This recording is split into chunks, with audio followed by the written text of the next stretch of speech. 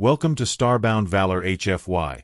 Subscribe now and dive into daily epic sci-fi adventures where humanity always rises. Earth had always been a noisy planet full of movement, full of life, full of problems that humans thought were big, until the night a strange signal reached them from deep space, a signal that changed everything.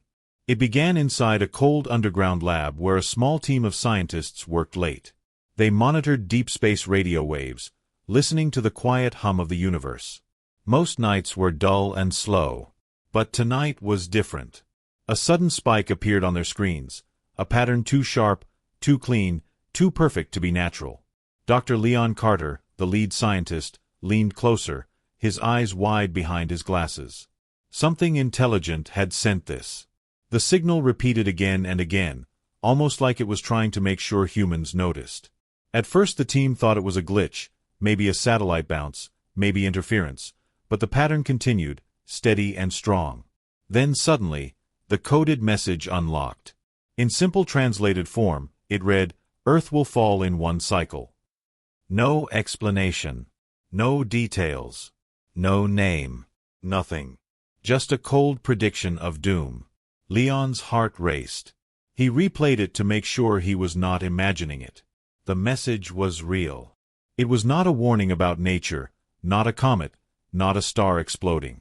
It was something more intentional, something planned. Within hours the message reached world governments, and panic began to spread like wildfire. Leaders held secret meetings. Soldiers were put on silent alert.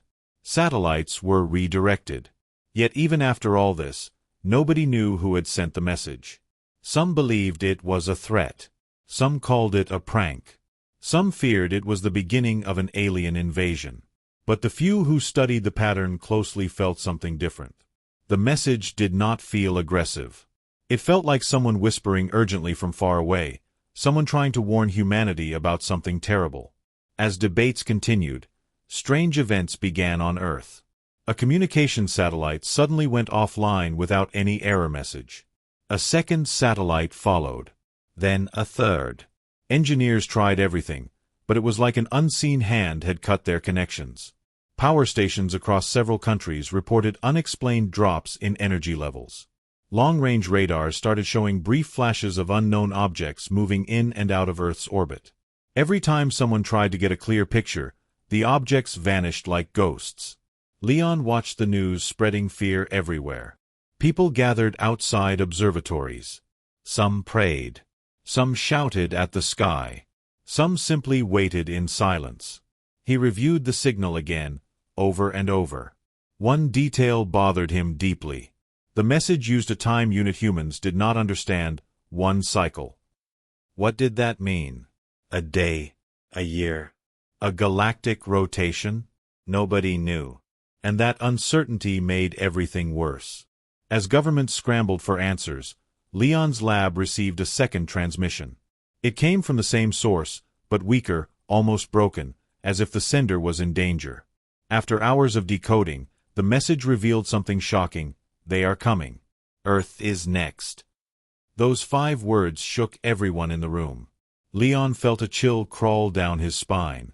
The message was not from the threat. It was from someone escaping the threat. Someone who had seen other worlds fall. Someone who was warning Earth before it was too late. Leon reported the new message to the government, and chaos exploded behind closed doors. Military leaders demanded action. Scientists asked for calm. Intelligence agencies tried to trace the message's location, but it came from too far away, beyond known star charts. Meanwhile, the strange incidents around Earth grew stronger.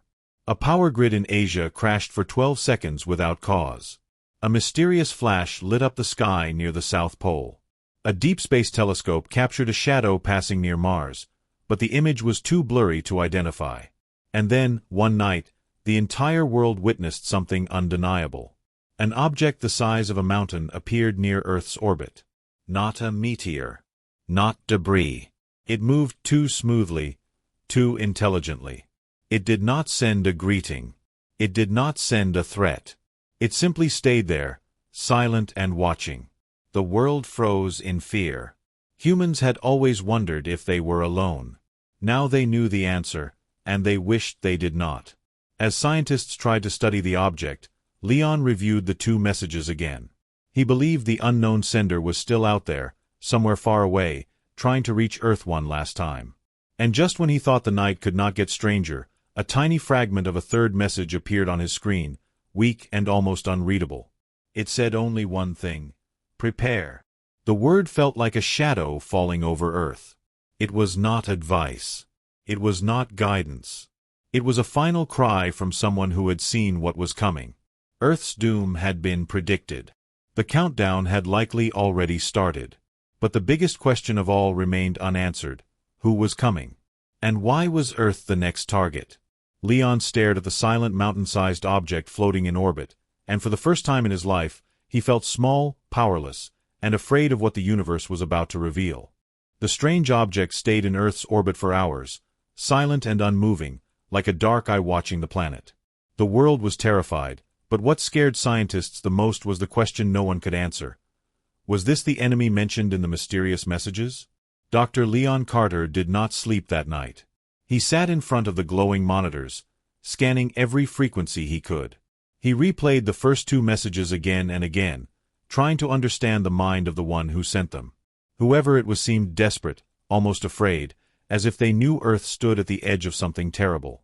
While Earth's leaders argued in secret and soldiers prepared in the shadows, Leon kept working. His lab was cold and quiet. Machines hummed softly. Pale screens flickered with endless data. Then, around 3 a.m., something strange happened. His system detected a tiny burst of energy coming from deep space, the same signature as the earlier warnings but even weaker, like the sender was running out of strength. Leon quickly stabilized the signal. The message came in fragments, broken and scattered. But after hours of decoding, a new shocking line appeared: we tried to resist. We failed. They destroyed everything. Leon froze. The unknown sender was not threatening Earth. They were escaping something that destroyed their entire world. This changed everything. He rushed to share the discovery with the government. But before he reached them, an emergency alert echoed through the lab. The silent object orbiting Earth had moved for the first time. Cameras showed it rotating slowly, so one side faced the planet directly. A glowing strip lit up along its surface, and a deep pulse of energy moved through its frame. The world held its breath. A transmission arrived seconds later, but it was not in any human language. Sharp tones, metallic echoes, and layered voices created a sound that felt more like a warning growl than speech. Scientists all over the world began translations. Leon's team worked non-stop. Finally, the machine produced a rough meaning: we come to claim the next world. The message was short, cold, and final. Earth contacted the ship, asking for peace, asking for time, asking for anything that could save humanity. The ship never replied. It simply stayed there, watching like a predator waiting for the right moment to strike. As panic rose everywhere, Leon kept thinking about the other sender, the one who warned Earth. They must know who these invaders were. They must know how they destroyed other planets. And maybe, just maybe, they knew how Earth could survive. Leon believed the stranger was still trying to communicate despite their weak signal. He set his systems to automatically listen for even the smallest transmission. Hours passed. The world outside grew louder with fear. News channels ran non-stop coverage. People stayed inside their homes, praying or crying or staring at the sky. But in Leon's lab, something unexpected happened. A new message appeared, not through deep space but through Earth's own satellite system. Someone had accessed the network secretly and forced a transmission onto every screen. It was a simple text message glowing white on black: you cannot defeat them with your weapons. Everyone who saw it felt a cold fear rise in their chest. Earth's most powerful armies, most advanced bombs, and strongest defenses meant nothing? Leon stared at the message, feeling a helpless weight settle in his stomach. But then a second line appeared. But there is a way to survive. This was the first time the unknown sender gave any hope. The world waited breathlessly. A third line appeared slowly, like the sender was struggling to keep the connection alive: I will show you. If I reach you in time. And then the message vanished. Satellites locked up for 10 full seconds. then rebooted. The entire network went back to normal, as if nothing had happened. Governments tried to track where the message came from, but the origin was encrypted beyond any known technology. Only one thing was certain: the unknown sender was getting closer or getting more desperate. Meanwhile, the massive ship near Earth began releasing smaller objects. Tiny but fast, they flew around the ship like mechanical insects, scanning Earth's defenses. Some zoomed through the atmosphere at incredible speed, testing radar and military response times. Earth's jets chased them but failed. Missiles locked on but could not hit. The invaders were far more advanced than anything humans had ever seen. Leon watched all this with growing dread. The ship was preparing for something. Something big. As the world panicked, Leon returned to analyzing the earlier warning messages. There was something hidden inside the signal, an encrypted layer he had missed before. With careful adjustments, he unlocked it. What he found shocked him deeply. It was a map. Not a map of Earth, but a map of the galaxy that showed the spread of destruction. Entire systems marked as fallen. Several planets marked as consumed. And Earth glowing red as the next designated target. Leon felt his breath stop. This was not a random attack. This was a pattern. A chain of worlds being taken one by one. And Earth was next in the sequence. Then something on the map caught his eye, a small blinking point far away. A moving dot. A ship. And it was traveling toward Earth. The unknown sender was coming. But the question remained: would they arrive before the invaders began their attack? As Leon stared at the giant ship hovering in orbit, he realized something terrifying. The real countdown had already started. And Earth had no idea how much time was left. The strange alien ship that hovered above Earth did not move again for an entire day, but the fear it created spread across the world like a growing shadow. Governments tried to calm the public, but nobody believed their empty words. Everyone could feel it. The air seemed heavier, the night seemed darker, and every sound in the sky made people look up in fear. Dr. Leon Carter barely left his lab. He knew the unknown sender's messages were not random. They were warnings, desperate cries for Earth to prepare. But prepare for what? Leon stared at the map he had decoded earlier, the one showing fallen worlds marked by destruction. One after another, the alien empire had consumed them, and Earth was simply another point glowing red in the chain. He wondered how long those worlds had fought before they fell. He wondered if they ever stood a chance. He wondered if humans were just repeating the same fate. Then something new appeared on his screen, a fresh signal, extremely distant but growing stronger. It was not like the threat ship above Earth. This one was smaller, weaker, like a damaged vessel struggling to move through space. Leon's heart raced. This had to be the unknown sender. They were getting closer. But would they reach Earth before the invaders struck? As hours passed, Earth's telescopes detected new movement in the outer solar system. Near Pluto, a massive shape appeared, slowly emerging from darkness like a giant shadow waking from sleep. At first it looked like a cloud of dust, but then it formed into a sharp, metallic outline. Scientists zoomed in, and their screens filled with the terrifying sight of a gigantic warship, 10 times larger than the one orbiting Earth, moving steadily toward the inner planets. Panic spread instantly. If the ship near Earth was only a scout, what was this monster heading their way? Leon felt a cold fear rising inside him. This was no simple invasion. This was a full strike force. The ship moved slowly but with purpose, like a hunter closing in on trapped prey. Earth's defenses activated immediately. Every country launched emergency protocols. Satellites repositioned. Fighter jets took to the sky. Weapon systems powered up. But deep down, humanity knew none of it would matter. The messages had already said it: you cannot defeat them with your weapons. The giant ship near Pluto sent out a long ripple of energy, and every electronic system in Earth's solar network flickered for 2 seconds. It was testing them, studying them, learning their weaknesses. Leon reviewed the data and realized something terrifying. It was not scanning Earth.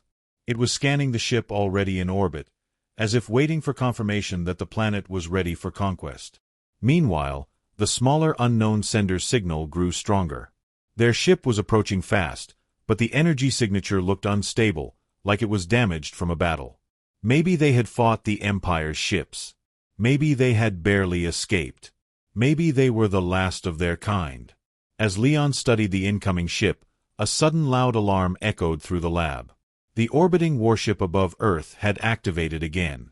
The glowing strip along its hull brightened, pulsing with energy in slow, threatening waves.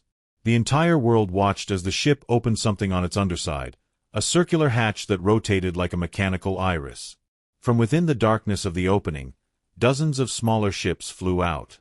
They were fast, sharp, and shaped like metallic claws. They spread out around Earth like a deadly swarm. Some flew toward major cities. Others went into the oceans. Many stayed in the sky, watching everything. Leon felt his stomach twist. This was reconnaissance. The invaders were mapping Earth, studying the environment, identifying targets. They were preparing for a full invasion before the larger warship even arrived. Earth's jets tried to intercept the swarm, but every attempt failed. The alien ships moved too fast, too precisely.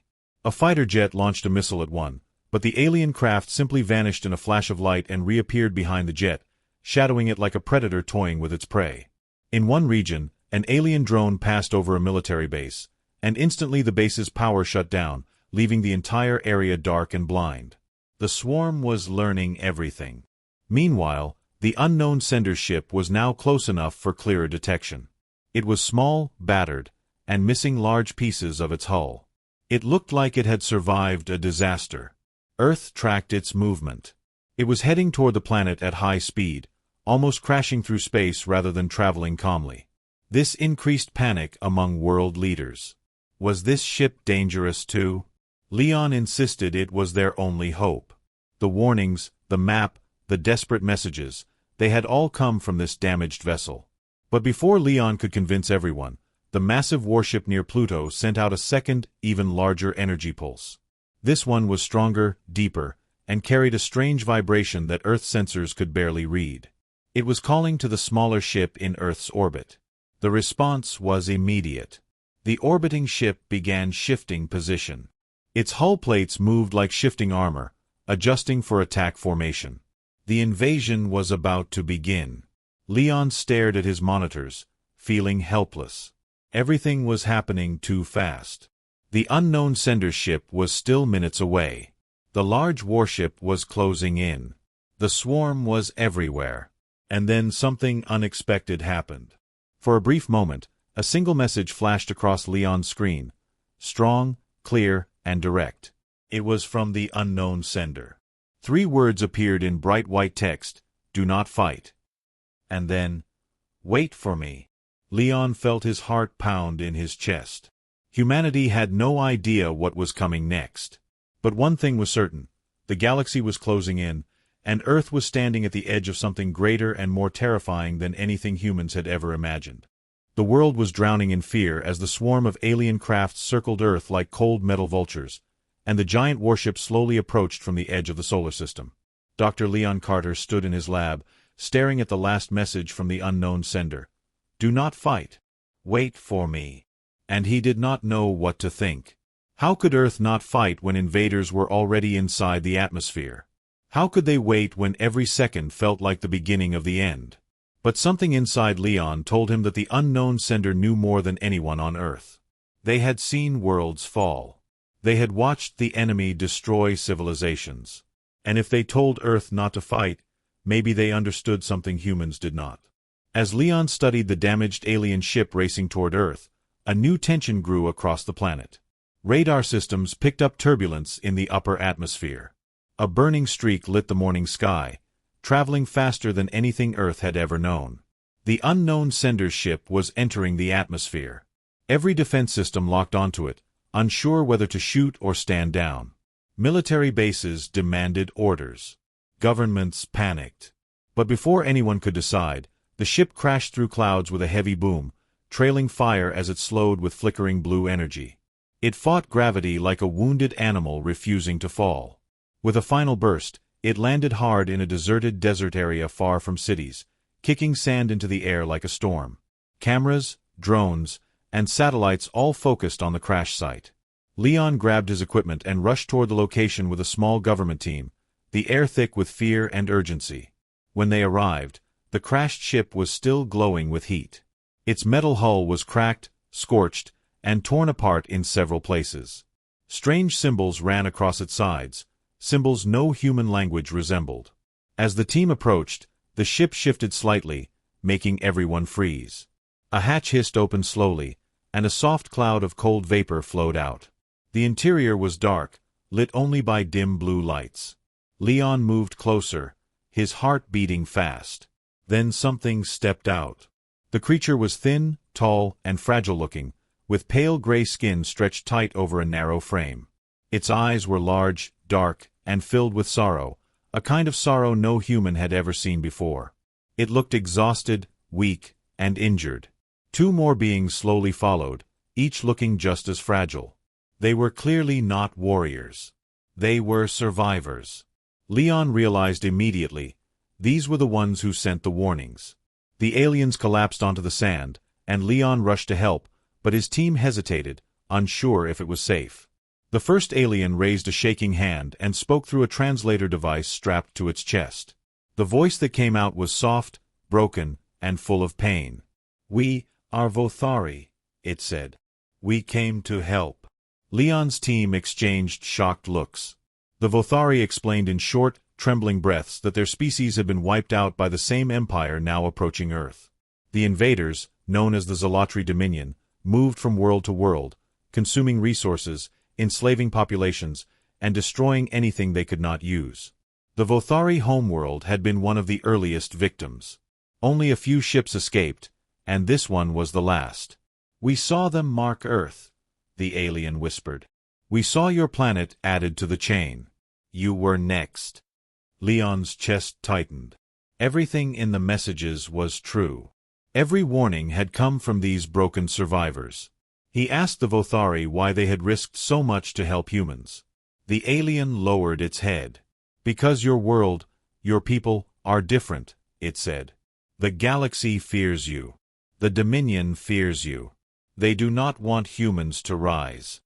Leon felt shock ripple through him. Why would a powerful empire fear humanity? The Vothari explained that humans adapted faster than any known species. They learned quickly, evolved rapidly, and had unpredictable courage that made them dangerous to powerful civilizations. If Earth was conquered early, they could never grow into the threat the Dominion feared. This was not just an invasion, it was prevention. The Vothari warned that Earth's weapons would do nothing. The Dominion's technology was far beyond anything humans understood. But there was hope. The Vothari carried something inside their ship, something that had allowed them to escape destruction for so long. A device that could cloak entire cities, hide them from scans, distort energy signatures, and confuse Dominion sensors. If Earth used it correctly, they could hide their most important locations and protect key structures. But the device was unstable, damaged, and only partly functional after the long journey. Leon knew they needed it desperately. Before they could move the device, the ground shook violently. The sky above them flashed with blue streaks. Dominion swarm ships were approaching the crash site. The Vothari panicked, fear clear in their trembling limbs. "They followed us," one whispered.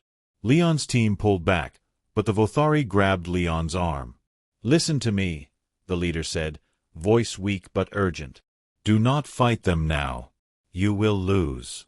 You must hide. You must prepare. We will show you what we know." Leon nodded, his fear turning into determination. The Vothari stood together, activating a shimmering blue shield around the crash site. As the Dominion swarm closed in, the shield held just long enough for Leon and his team to escape with the device. As they fled, Leon looked back at the fragile beings who had risked everything to warn Earth. And he knew the truth. Humanity was no longer alone. They had allies, weak, wounded, nearly extinct, but allies who knew the enemy and believed humanity had the potential to fight back. The Silent Alliance had begun, and the real war was about to start. Earth had only hours to understand the Vothari device before the real terror began. After escaping the crash site, Leon and his team locked themselves inside a hidden underground bunker where the device was placed on a metal table surrounded by nervous engineers. The object looked nothing like human technology. It was a smooth, crystal-like structure, pulsing with faint blue light and covered in thin silver lines that moved like living veins. Even damaged, it felt alive, as if it was breathing slowly. The Vothari had said it could hide cities, confuse scans, and distort energy, but nobody knew how to activate it without causing it to break completely. While scientists examined the device, the world above was collapsing into chaos. The Dominion swarm ships were spreading across the skies, scanning forests, oceans, and cities. They moved with chilling intelligence, avoiding military defenses and ignoring weapons fired at them. Humans watched helplessly as their strongest missiles dissolved into harmless sparks against the Dominion shields. Every attack humans attempted only proved the Vothari right. Earth's weapons were useless. News channels broadcast images of swarm ships hovering over major cities. People screamed in the streets. Planes were grounded. Power grids flickered. Satellites failed. The world felt like it was falling apart. Then it happened. The first direct attack. A Dominion scout ship descended into Earth's atmosphere above a large military base near the coast. Soldiers scrambled into formation, vehicles rolled out, and anti-air turrets spun toward the sky, ready to fire. But before they could shoot, the alien ship released a pulse of dark energy. It spread across the base like a silent wave, shutting down every machine instantly. Tanks stopped. Jets froze on their tracks. Weapons became dead, useless metal. Soldiers tried firing manually, but nothing worked. The Dominion ship hovered silently, almost casually, and fired a small beam that sliced through the main command building like it was made of paper. Within minutes, the base was destroyed. The invaders did not stay to fight. They simply tested Earth's strength, confirmed humanity's weakness, and vanished into the clouds. Leon watched the footage with a cold chill in his spine. This was only a test. Just like the Vothari said. The Dominion wanted to see how Earth reacted. They wanted to measure fear, strength, and resistance. And they were preparing for something much worse. Suddenly, alarms rang inside the bunker. The massive warship that had been slowly approaching from the outer solar system had changed course. It turned directly toward Earth. Every observatory on the planet confirmed it. The main Dominion assault was coming. But Earth was not ready. Not even close. Leon's only hope lay in the Vothari device. As engineers worked desperately, the damaged Vothari ship suddenly appeared on Earth's communication network again. A shaky, broken hologram of the Vothari leader flickered above the bunker table. "Listen, carefully," the alien said, voice weak and fading. "The Dominion does not destroy blindly. They test, they learn, they adapt. They will attack your strongest points first. They must break your hope." Leon asked how to activate the device. The Vothari raised a trembling hand. "You cannot power it with your technology. It needs organic energy, life energy. Only humans can activate it now." The room fell silent. Organic energy? What did that mean? The Vothari explained that their technology responded to living organisms, using emotional frequencies, fear, hope, determination, to fuel the crystal's defensive power. It was one reason their species had survived as long as they did, even after losing their world. Humans reacted strongly to emotion. That made them perfect to use the device. "Touch it," the Vothari said. "Focus only one thing, the will to survive." Leon hesitated for a moment, then slowly placed his hand on the glowing crystal. The room fell silent. The crystal pulsed softly under his touch. Then something incredible happened. It lit up. Slowly at first, then brighter, the silver veins flashing like lightning inside the crystal. Machines in the bunker flickered with static. The floor vibrated. The walls felt heavier, like gravity was shifting. Leon stepped back, breath shaking. "It's working," someone whispered. The device released a wave of blue energy that spread outward, passing through the bunker ceiling like a ghost. Above ground, satellites detected a sudden distortion over a massive area. The first city had been cloaked. Dominion swarm ships flying overhead became confused. Their scans turned blurry, then empty. They hovered uncertainly, unable to detect the city below. Humanity had just taken its first real step in fighting back. But there was no time to celebrate. The warship approaching Earth released dozens of massive drop pods shaped like black spears. They streaked across the sky like falling stars, landing in remote locations with earth-shaking impact. Each pod opened slowly, releasing tall armored Dominion soldiers, silent, cold, and terrifying. They spread out in squads, moving with military precision. Earth's armies tried to confront them, but everything humans fired was useless. Dominion armor absorbed bullets like dust. Tanks were sliced open by energy blades. Fighter jets fell from the sky when hit by tiny bursts of alien force. The first attack had truly begun. Leon knew the Vothari were right. Earth could not win with force. They had to survive the early attacks, hide what they could, protect as many people as possible, and buy time. Time for the Silent Alliance. Time to understand the Dominion's weakness. Time to grow stronger. As the invasion escalated across the world, Leon looked at the glowing Vothari device and whispered to himself, "This is only the beginning." And he was right. The real war had just begun. The message kept looping through every speaker on the Concordia, and Terran felt a cold fear rising inside him as he watched the hologram repeat the same warning. Earth's timeline is collapsing. Earth's fall is near. Only one path can stop the end. The message offered no name, no origin, only a strange symbol at the bottom, a circle divided into three sharp lines like a broken sun. Dr. Hale stood frozen, unable to form words, while Commander Rhea kept pacing slowly, trying to understand what was happening.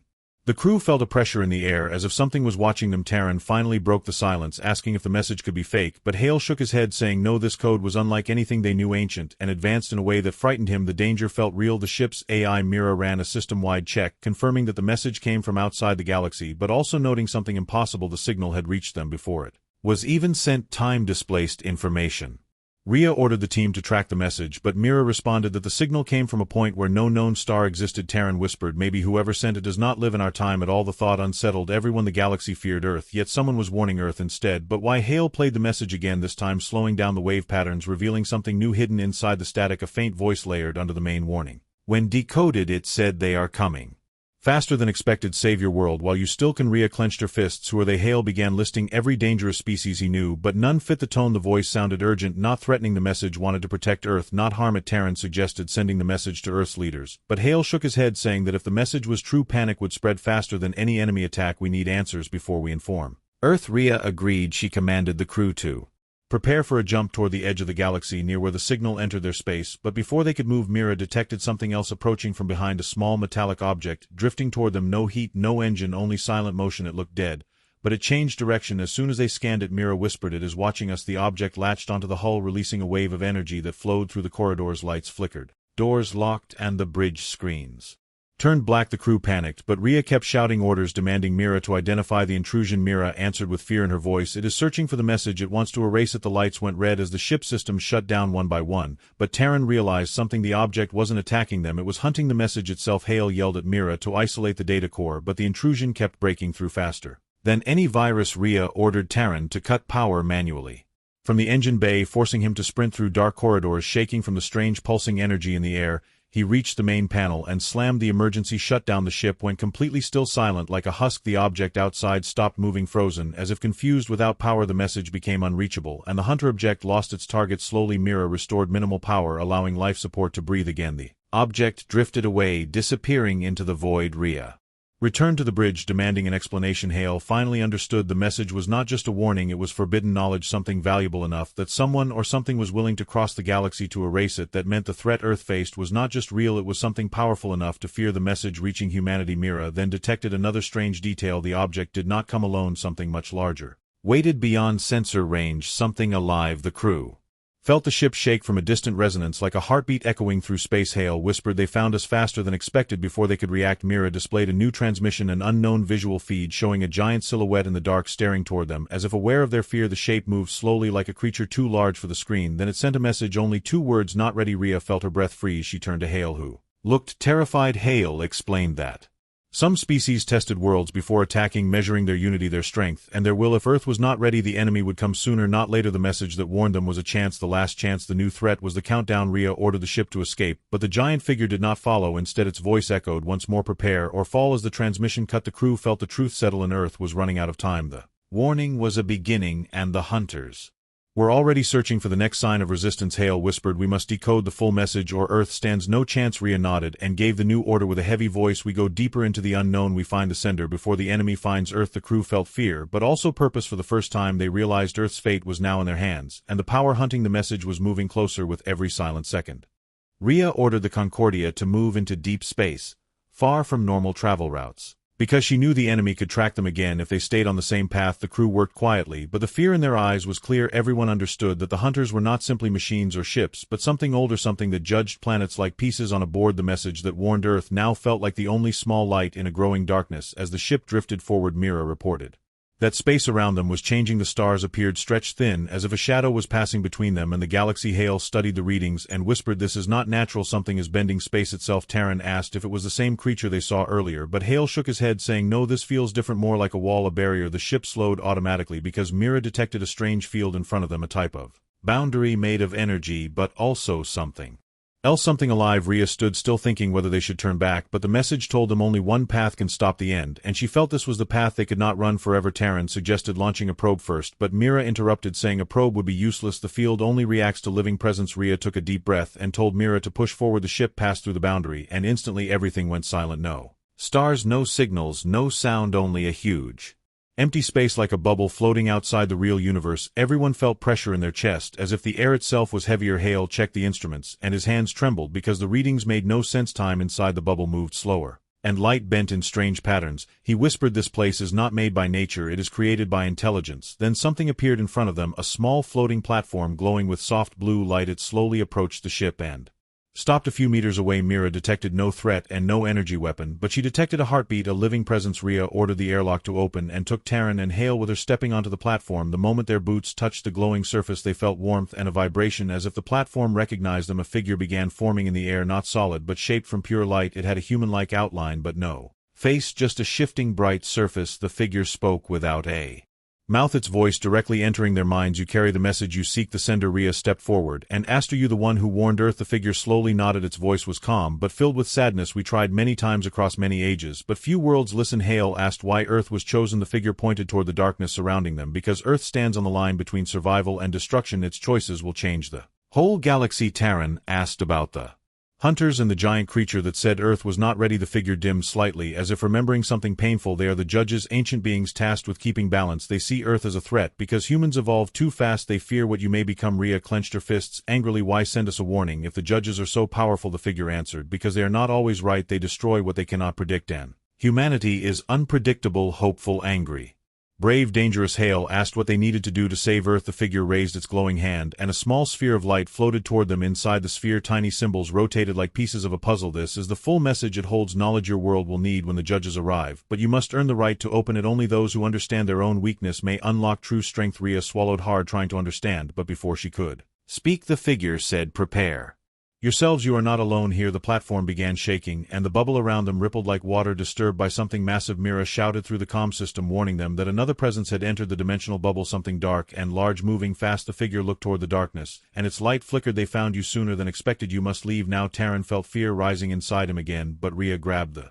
sphere of light and held it tightly. We are not leaving without answers, the figure responded with urgency. There is no time. The judges send hunters to erase all traces of forbidden knowledge. If they destroy the sphere, Earth will be blind. When the war begins, the bubble began collapsing, dark cracks spreading through the empty sky like broken glass. Something huge moved behind the cracks, a shadow with multiple glowing eyes, the same type of hunter that attacked their ship, but much larger. The figure pushed the platform back toward the Concordia, using a blast of energy. Go now, or all is lost. They ran inside the airlock as the platform dissolved into sparks. The ship shook violently as the giant hunter forced its way into the bubble. Mira struggled to stabilize the engine, saying the space around them is breaking apart. If we do not jump now, we will be trapped forever. Rhea yelled for Mira to jump anywhere outside the bubble. The ship surged forward, and at the last second the bubble exploded behind them, releasing dark energy that grazed the ship like claws trying to pull them back. Then suddenly they were free back in normal space, stars shining again. The crew gasped in relief. But Hale held the sphere gently, his voice shaky. They risked everything to give this to us. Rhea stared at the sphere, knowing it held Earth's only hope, and she whispered, "Prepare Earth for the coming storm." The crew returned to normal space, shaken but alive, and each person felt the weight of the glowing sphere Hale held in his hands. It pulsed like a slow heartbeat, filling the bridge with a soft golden light. Rhea stood in silence, staring at it, because she knew this small object now carried the fate of an entire world. Mira reported that nothing was following them for now, but she warned the hunters would track them again soon. The judges never stopped once they marked a world. Rhea ordered the ship toward a hidden research station far from Earth, hoping they could study the sphere safely. As the Concordia traveled through quiet space, Hale placed the sphere on the analysis table. But the moment he touched it, the symbols inside began moving faster, like they recognized him. Terran stepped back nervously, asking if it was safe. Hale nodded, though he was unsure. The sphere projected a faint beam of light, shaping floating images showing Earth, cities, stars, and strange structures that did not exist yet. Almost like the sphere was showing the future, Rhea watched carefully, noticing the images kept shifting between hope and destruction. One moment Earth stood strong with advanced defenses. The next moment she saw cities burning under giant shadows. Hale realized the sphere was not giving answers, it was giving possibilities. It showed paths Earth could take, each leading to a different future. As they studied the sphere deeper, the ship suddenly shook violently. Mira warned something massive had entered their range again. The judges had found them faster than expected. A huge dark ship appeared behind them, its shape twisted and shifting like it was alive and watching them. Rhea ordered evasive action, but the hunter ship simply matched their speed without attacking, as if waiting. Rhea asked Mira why it wasn't firing, and Mira answered in a trembling voice, "It wants the sphere." Hale shouted that they could not let it fall into the judges' hands. If they took it, Earth would lose every chance of survival. The hunter ship sent a message directly into their systems, not words, but a heavy voice in their minds: give the sphere or be erased. Rhea clenched her teeth, refusing to respond. She knew if they fought the judges they would die, and if they surrendered Earth would die. They needed another way. Terran whispered an idea: they could hide the sphere in subspace for a moment, buying time to escape. Hale shook his head, saying the energy inside the sphere was too powerful. Subspace might tear it apart. Rhea remembered the figure of light, saying only those who understand their weakness can unlock strength. She realized the sphere needed something more than technology, it needed intent. She placed her hand on the sphere, feeling its warmth, and spoke softly, "We want to save our world, but we cannot do it alone. Help us." The sphere glowed brighter, and then the symbols inside aligned, forming a single spiral of light. The spiral burst outward, covering the bridge with a wave of energy. Mira screamed that something was happening to space itself. The stars outside stretched and twisted, forming a vortex, a safe corridor, a door created by the sphere itself. The hunter ship reacted immediately, sending beams of dark energy, but the energy simply bent away, unable to cross the sphere's protective field. Rhea grabbed the controls, ordering Mira, "Jump." Now the Concordia jumped into the vortex, and everything went white. When the light faded, they found themselves above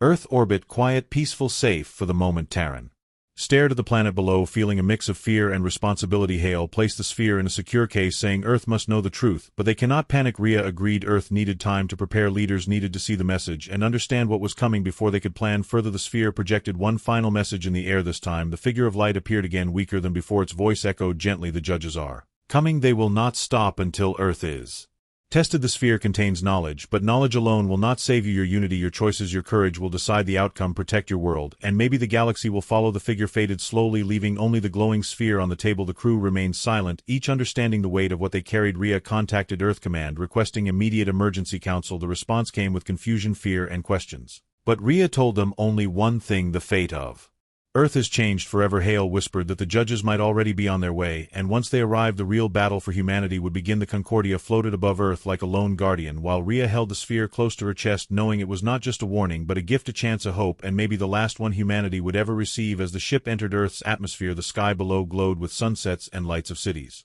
full of innocent people, unaware of the storm rising across the stars. Rhea closed her eyes and whispered, "We will be ready." And so the story of Earth's fight for survival began, not with war, but with a message from beyond the galaxy, a message that changed everything and gave humanity the one thing the judges never expected: hope.